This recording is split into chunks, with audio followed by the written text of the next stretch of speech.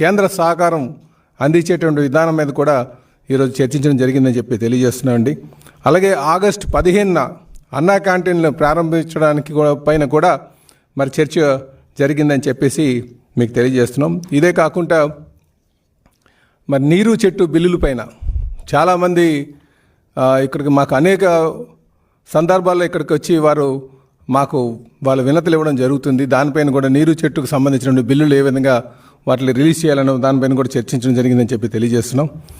ఇదే కాకుండా పేదరికం లేనటువంటి సమాజం నిర్మాణం ఏ విధంగా చేయాలి దానిపైన కూడా సుదీర్ఘంగా చర్చించడం జరిగిందని చెప్పి తెలియజేస్తున్నాం.